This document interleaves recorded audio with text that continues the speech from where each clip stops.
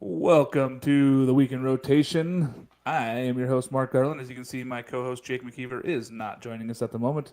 Got some technical difficulty in Arlington down there for the baseball series. Noah Darling is our producer today behind the scenes.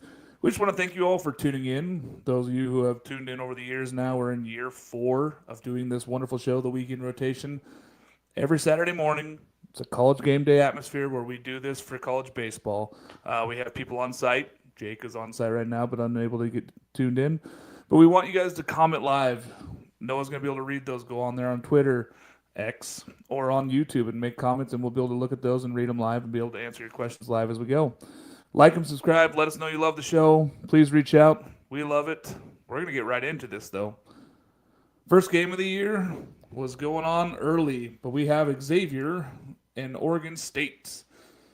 This was a battle of inefficiency early. There was no offense going. Really, it was really a slow start. Um, Xavier scored its first 2 runs with no hits. They had no hits going to the 5th inning. Oregon State comes out and just takes over in the 7th inning on. It was a weird baseball game. Iva Arquette hit a 2-run bomb.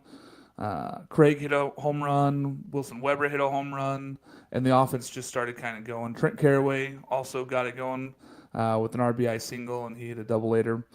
The Oregon State offense was not up to par early in the game, but they got going late. Xavier was pitching well. They didn't really hit the ball very well. Neither team hit the ball very well. It was kind of a gloomy day in Scottsdale, or in Surprise, which was weird. It's going to get going better today. I think that the offense and everything picks up. I think that the weather's going to be a little bit better today in Surprise. Moving on to our next game, Cincinnati and Duke.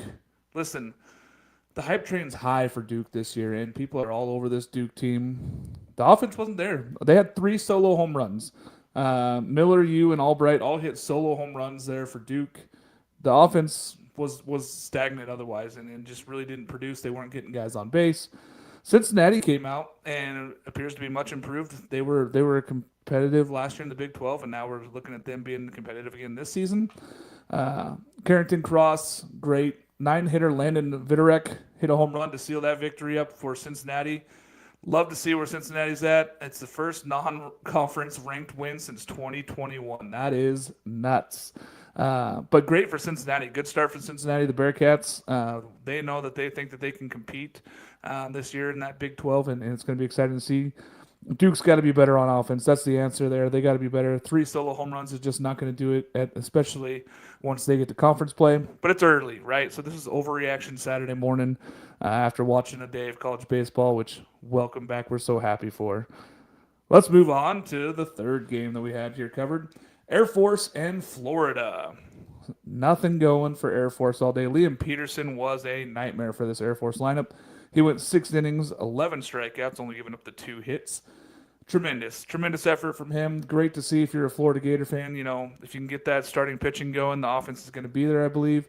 Brody Dene hit a home run also in this one, so not a ton to talk about because Air Force really didn't battle back at all in this one. It was all Florida Gators. But this is something that the Gators struggled with last year, was winning non-conference games. Good for them to get out there and get on the road or go out there and win a game early. Great to see Florida going out there and winning, and great to see Liam Peterson taking care of business on the mound and going out there and getting the W. Let's go to a pair of games here. Arkansas and Washington State. Listen, Washington State battled hard. They were right there in this whole game. They take it to extra innings in that first game, right? Just battling. Big pitchers duel. They're just back and forth the whole game. Washington State took the lead a couple times. They take the lead in the 10th. All they have to do is go out there and shut them down at the bottom of the 10th. A few walks and an error, and then a sac fly for Brent Iredale. Walk-off sac fly. Not the way you want to see that Arkansas offense get going early, but the win is a win, right? Then you turn around and look at Game 2. Game 2, Kahio Aloy hits a bomb, hits an RBI double. That's when the offense really actually got going, it felt like. But really, terrific job there by Washington State starting pitching. Terrific job by Arkansas pitching. I don't believe that we're going to worry too much about the Arkansas pitching this year. I think that that's kind of where we knew they were going to be. But much improved Washington State club, putting it to Arkansas early. Not enough to hang on to that victory there. And then the second game was all Arkansas. Lots more offense, but the pitching was about the same for Arkansas. So watch out if you are playing Arkansas this year. They are going to be very talented on that pitching side. Let's move on to our next game. UC Irvine and Nebraska. This is a battle of two teams that are anywhere in that range from 20 to 30 in the rankings. Two really good baseball teams. New faces, same outcome there for UC Irvine. Unbelievable. This is a team that won 45 games last year. Nebraska is a team that wants to be in contention for a Big Ten title. And the offense was not necessarily on their side today. UC Irvine really took care of business. Jacob McCombs, a pair of doubles there, but it was really just a full team effort for UC Irvine. No pitcher went over 4 innings. No hitter had more than 2 hits. I mean, it was just a really team effort. And Nebraska still missing its superstars. They just did not come up to play today. More games coming this weekend, but you got to think if you're a UC Irvine fan, you got to be happy with this outcome coming out there and beating a ranked Nebraska team who's in the top 25 for a lot of polls. We're going to move over to the Puerto Rico games. This is a fun, exciting tournament here. We got some great teams down there playing. So the first game is Mizzou and Penn State. Listen, this Penn State team is on the rise. They are moving up. They're moving the right direction. We're very excited for this Penn State team. We talked about them all in the preseason. Listen, Paxton Kling, Cole Wagner, Matt Maloney, they all go home runs, and they give up 0 runs, winning 10-0 against Mizzou. Missouri and Kerrick Jackson, we know that this is rebuilding. He's still building up a squad. He's building up a team. It's going to take time. It's going to take effort. I think that they get there. I think that they have the right pieces. But right now, it's still a rebuilding mode. And for Penn State, they're foot on the gas already. They're getting going. I love to see it. Paxton Kling, of course, LSU recruit, transferring over to Penn State, getting new home, new life there. And good to see him going deep in his first game in the white jerseys there. Next game over is UConn and Stetson. This was actually our first game of the day. It was the first look at college baseball in the season, and it was tremendous. Stetson taking an early lead. UConn battled all the way back, and then Stetson ends up taking off and winning that game 10-6. These are two good teams that are both trying to get in the tournament. The problem this year is that you look across all the field of 64, and there's just not a lot of folks that are going to get at-large bids. So both these teams need to win their conference more than likely to be able to be in. When you're talking about non-Power 4 conferences, it's going to be really hard to get into the tournament unless you win your conference. So both these teams are there. Stetson returns a ton of players on offense. They have a lot of JUCO transfers and D3 and D2 transfers in the pitching side. But the faces on offense are the same, and they returned and they took care of business there, hitting home runs and doubles and getting after it. It really was good baseball to watch. It was fun to watch that baseball. UConn's got to be a little bit better offensively and pitching-wise. I think that they'll be fine. I think that this is just a really underrated Stetson team. I think that they're going to be really good this year with all the returning offense. So people are going to have to keep an eye out. But they're a senior team. Lots of players with lots of experience. So watch out. And this was a tournament team from a year ago. Virginia and Michigan. This was the matchup we were all waiting for on opening day. So another one of those highly anticipated matchups. The big names for Virginia really didn't get going in this one. It was kind of all Michigan early. Matt Spear hits a home run and then hits the walk-off single there in the bottom of the 10th. Voigt hits an RBI double, so the names there for Michigan were going. They got after it. The Virginia offense was all Chris Arroyo. He had the lone shining bit of offense. He had a home run and 3 RBIs, but guys like Henry Ford go over. Guys throughout the rest of the lineup just really didn't produce as much as we were hoping to see out of this lineup. And this is a lineup that I've said could hit 200 home runs this year. They got one. They got one yesterday, and it was just not the kind of performance you want to see from a Virginia Cavalier team. I think that they'll get better. I think that the pitching side was fine. Usually early in the season, you see that the pitching is a little bit ahead of the offense, and that was kind of the case this weekend where the pitching was kind of ahead of some of these teams that weren't quite ready. Texas Tech, UNC. They played a doubleheader yesterday. Texas Tech lost the first one 1-5. Tyson Bass, welcome to Tar Heel Nation. Goes out there, has a 2 RBI start there in that first game. Good to see him get going out there early. The lone bit of offense for Texas Tech was a solo home run by TJ Pompey. Surprise? No. This guy has provided offense for this team for a while. I think that he's going to continue to do so for Texas Tech. They got to be a little bit better on the offensive side. But you're talking about a UNC team that is in a lot of people's top 10s. A lot of people have them in the top 5. This is a very good UNC team. Yes, they lost a lot of offense from a year ago, but it kind of feels like they just find more outfielders to play. And then you got Luke Stevenson behind the dish there for this UNC team. They won the first one 5-1. Then they go to game 2. They win 3-8 or win 8-3. Again, Texas Tech's a little bit of offense. TJ Pompey hits another bomb. Hunter Stokely for North Carolina ends up getting 2 RBIs in that next game. Really, it was just a full team effort on the offense, and the pitching is just crazy elite for this UNC team. And you saw it in display yesterday where they were just dominating the Texas Tech hitters. And it's going to be a season where we just go, okay, UNC's back. They're still pitching. They still got all the dudes. And we're going to find out more about these names. Hunter Stokely, Tyson Bass, welcome there. Good to see them get going. Eastern Michigan and Pitt, a fun little game there. People were very surprised there that Eastern Michigan was taking it to Pitt early. And Pitt has to come back. They end up scoring 6 runs in the 7th to make sure that that game was tied up.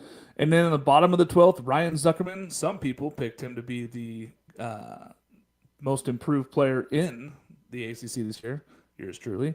Ryan Zuckerman hits that walk-off bomb in the 12th. Huge win for Pitt to start the season off. They're going to have to be more consistent, and I think that that's going to come with time. Pitching-wise, giving up those runs to Eastern Michigan wasn't exactly what they were looking for. They're going to have to be a little bit better as time goes on, but great offense there for Pitt coming back, scoring those 6 runs in the 7th, and then the walk-off bomb for Ryan Zuckerman is just the icing on the cake for opening day win. They all count the same. Need every one of them, but you got room to improve. Vanderbilt and Grand Canyon. This was all pitching. I mean, it was pitching and defense. It was a typical Vanderbilt win. J.D. Thompson goes out there for 4.2, gives up 3 hits, 6 Ks. Sawyer Hawks comes out 3 innings, 2 hits, 5 Ks. They hold Grand Canyon down for the most part. Zach Yorke home run was not enough there for Grand Canyon, but it was really a good game back and forth. 4-3.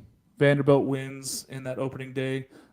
Pitching is where people said that Vanderbilt's going to be elite. It appears that was correct, at least for day one. We're going to have to keep an eye on this one.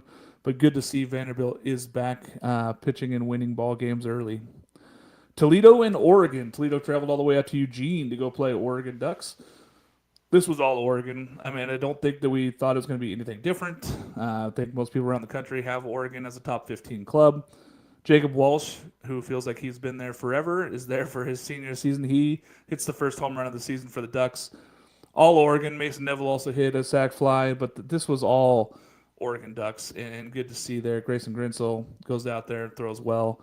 I think that we're just looking at an Oregon Duck team that's very well put together. I think that they're going to be very talented this year. I think this is a team that wants to get to Omaha. I don't think it would surprise anybody, excuse me, if they get to Omaha this season, but I really like the Ducks. I think that they're taking care of business, and that opening day win just adds a little bit to their fire. They get 36 home games this year, which is the most ever in Eugene, so very excited to see that. Let's talk about our partners. Chinook Seedery. Best seeds on the planet, guys. If you guys have not gone out and bought your Chinook seeds, you are missing out. They got 8 tremendous flavors. We're going to be out at ballparks all across America this season. Please hit us up. Let us know if you're there. We're going to try to carry some seeds with us. We may not always have them there, but hit us up anyway. We're going to try to get you some seeds while you're out there. If you have not tried these seeds, you've got to go get them. Once you try them, I promise you're going to want to buy cases and cases of them, which you can do at ChinookSeedery.com. Use our code, CBC, and you get 10% off your entire order. Go on there, purchase cases of sunflower seeds. They're great for every single occasion. I give them out as Christmas gifts sometimes. I give them out to people all the time. I go take them fishing with me. Golf course loves them. Get yourself some sunflower seeds. Personally, I like the Smokehouse Barbecue. I know people are about that Hatch chili. I've also been switching a little bit to the jalapeno ranch. if you're like, oh, sunflower seeds aren't for me, I like things a little bit more sweet, there's a cinnamon toast flavor. So there are sunflower seeds for you. So go out there, try them. Much healthier also option. They have tons of, they're low sodium. Got to go out and give these seeds a try. Chinook Seedery, code CBC for 10% off your entire order. Let's go to the Arlington games here. We had some fun. That first game, our Oklahoma State and Clemson, back and forth all game. Knack threw well, had 6 straight strikeouts there for Clemson to start. Then he starts giving up some runs there. Oklahoma State is another team that's going to be battling all season. Clemson takes the lead in the 7th and holds on. 6-5 victory for Clemson. This was our only matchup between 2 top 25 teams in the day, and it really delivered. It was a great game. Oklahoma State battled, and they had the lead early. Clemson battled all the way back. I think that both these teams are tournament teams. I don't think there's any question as to them both being tournament teams. The big knock is whether they're going to be able to have the pitching. Both teams were good, so I'm very impressed. I think Clemson is another one of those teams that might be people's Omaha favorites. Oklahoma State's right there on the fringe also of trying to win that Big 12. But a big game there early in the season in Arlington. Good to see there. What they've done down there in Arlington is just tremendous. I love that they've put this all together, and these tournaments are getting better and better for college baseball, and they're being held in these big, big stadiums. And they're televised, which is helping out. I know that some of them are on Flow Sports, some of them are ESPN Plus. Go out there and watch some games. We got tons of games today to watch. Next game over, Louisville and Texas. Gasparino hits a home run early for Texas. They take a lead. They go all the way down. They don't score another run until the ninth inning. Nothing happens. Louisville gets 2 in the bottom of the 9th to send this to extras. Rodriguez hits a home run in the top of the 10th for Texas. They're breathe. Okay, we got the lead back. We had the lead all game. Blew it in the 9th. We got the lead back in the 10th. Just hang on. Louisville comes back to score 2 in the bottom of the 10th to walk it off. It's just a crazy thing for our nightcap there in Arlington. Good for baseball. Texas has got to find offense, though. They can't have 2 home runs be their only offense for the whole day. They're going to have to be a little bit better. I know Gasparino's great. Good for him. Rodriguez, home run, great. But they got to be better throughout the lineup if they want to compete, especially now that they're in SEC this year. Louisville, good to see them get back on top and go out there and go get a victory against the top 25 team. A lot of people are all over the board on Louisville this year. They could be anywhere from an ACC contender to a team that's not even in the tournament. I think that they're a contender. I think that they have a lot of good pieces, but they need to score more also. Good to see, though, that this game was just a well-played baseball game through and through and another walk-off. We had a lot of walk-offs last night. Arizona and Ole Miss. Arizona loses game 1-2 to Ole Miss. Welcome back, Hunter Elliott. He was just special in his return. We'll talk more about him a little bit later, but he goes out there and gets the win for Ole Miss. 5 innings pitched. Good to see him return. He hasn't pitched in 2 seasons, so good for Hunter Elliott to be back out there on the mound. It was just weird to see that happening and just taking place, but it's good for Ole Miss to come out there. Arizona, the lack of offense is frightening because this is a team that we looked at and said, okay, they're replacing all their pitching, which was elite from last year. They were up there in the top 5 in ERA. They had a lot of wins. Those starting pitchers all got drafted. They're all new, right? Okay. Well, the pitching wasn't the problem yesterday. The offense just never got going. Mason White had a solo home run, and that was it. They didn't do anything offensively. They couldn't get going. The extra base hits weren't there. The at-bats, they had opportunities to come back in that game, and they just didn't take advantage of it. And they struck out a lot of times with people on base, left a lot of runners on when they just really never got going. They need to get that offense going. This Arizona Wildcat team has to be better. Chip Hale was not impressed with his offense yesterday. Ole Miss, good win for them to start the season, and good to see Hunter Elliott is back and pitching.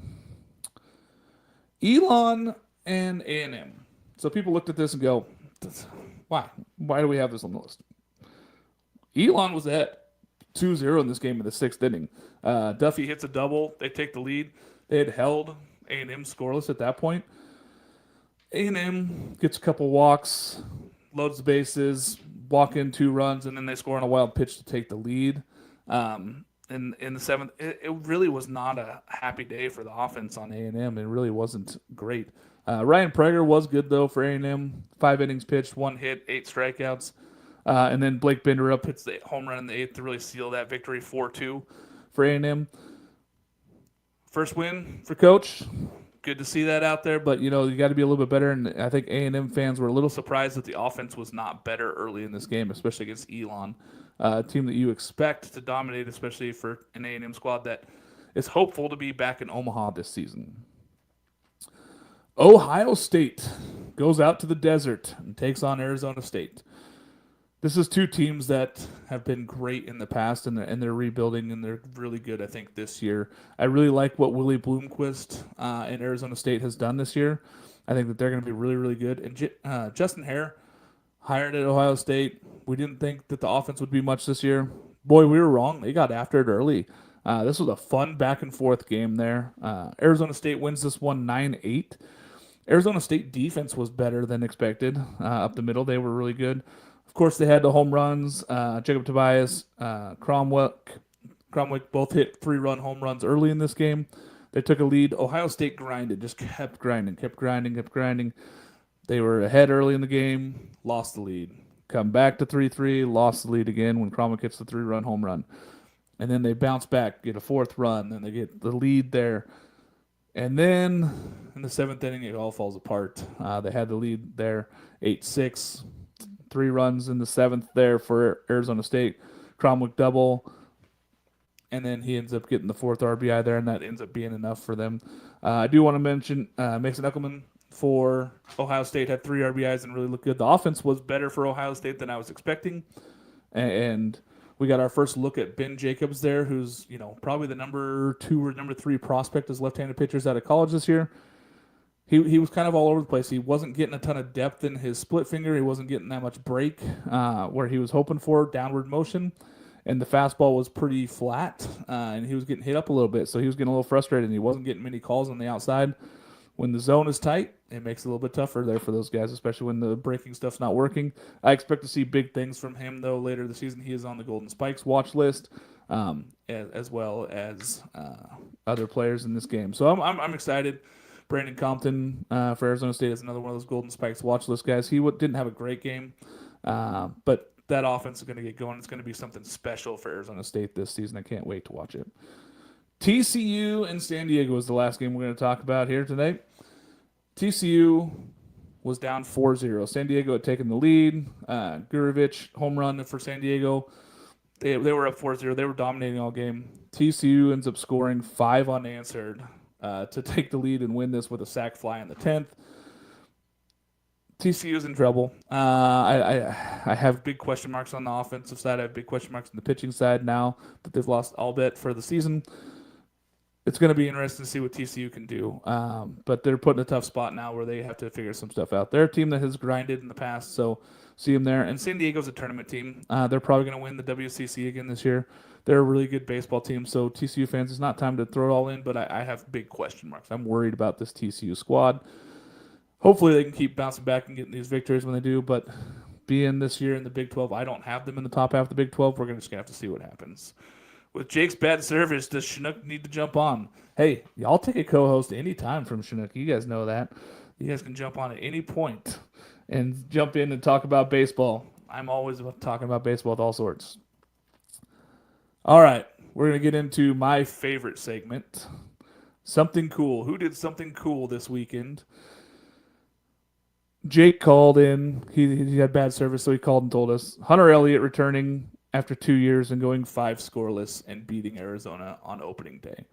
I don't think anybody had that in the bingo card. It was good to see him get back out there and throw. I was surprised to see him go full 5 innings there in that one, especially early in the season. We don't see starting pitchers usually do that. Great for him.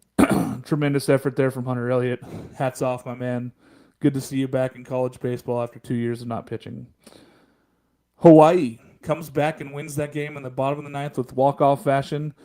They win in the first game on the new field turf there at Les Murakami Stadium.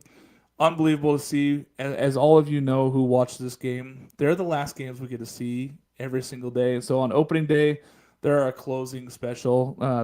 We love watching them late at night. We're always talking back and forth. We're messaging each other. So good to see Hawaii going out there, beating Marshall on that first day. One that I looked at and was, sometimes baseball is just a game. Sometimes it's a game, and sometimes it's much, much more.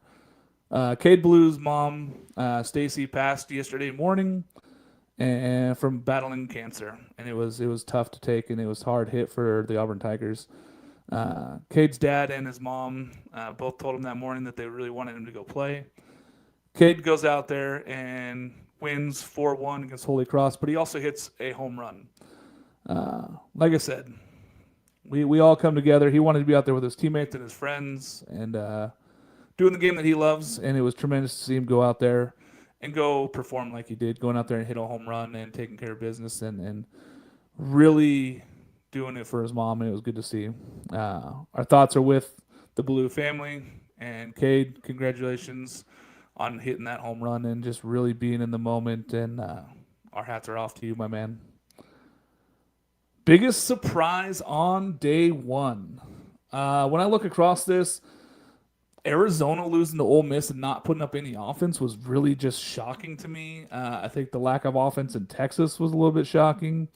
Looking across the board here, you look at some of these games and you're just like, where are teams that are going to be out there? I think Virginia not getting any offensive production from any of its big names was very, very shocking. I think it's a big step for Michigan. I think no matter how you look at it, Michigan and Tracy Smith, they're doing great things and go out there and winning that game early.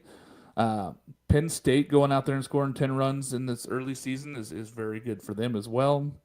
And I think Arkansas coming back and beating Washington State, who's a much improved team, was something to look at on day one. What do I look for in day two? Who bounces back? Who comes back? I think A&M's offense gets better. I think Arizona's offense gets better. I think we see more from both Oklahoma State and Clemson. I think that they were both good. I think that they're going to both bounce back big. I think the Oregon State's offense starts off a little bit hotter today than they did yesterday. They're playing UNLV, who ended up beating Indiana yesterday. I think we see a lot of the same from some of these teams, but I think UNC, very happy with their performance. They're going to bounce back a little bit, though, with the offensive side. I think they're going to get going this season. And Arkansas, I think that they go out and they're going to dominate this Washington State team. As good as Washington State played yesterday in that first game, I think that Arkansas is that good, and I think they're going to take care of business. But I'm really excited to see what happens more with the offense there. And I hope we get more games like all the walk-offs that we had yesterday. It was tremendous. Welcome back, college baseball. I'm so happy to have you guys all back with us. Please like, comment, subscribe, go on there, visit us. If you guys have any questions, send us messages on X. We're out there all the time. We're at all these games. We're going to be all over across the country. We got tons of writers all over the country this year. We got ACC coverage. We got SEC coverage with Southern Fried Baseball. We've got the Big 12 and Big 10 being covered by Noah. He's doing the truck stop baseball. And then I got the West Coast for you guys. So please go on there and ask us some questions. We're going to have more hosts on in the weekend rotation all season long. Join us every single Saturday morning, 11 o'clock Eastern Time, 10 Central. You know that means 8 o'clock here for the West Coasters. But come on, join us. You guys can send out some questions live. We will post them on there, and I will answer your questions if you guys have them live when we get to the live question spot. So thank you so much for joining us here on the Weekend Rotation. Noah behind the scenes there for us. I'm Mark Garland, and as you can see, Jake is not here. So we'll see you guys next Saturday morning.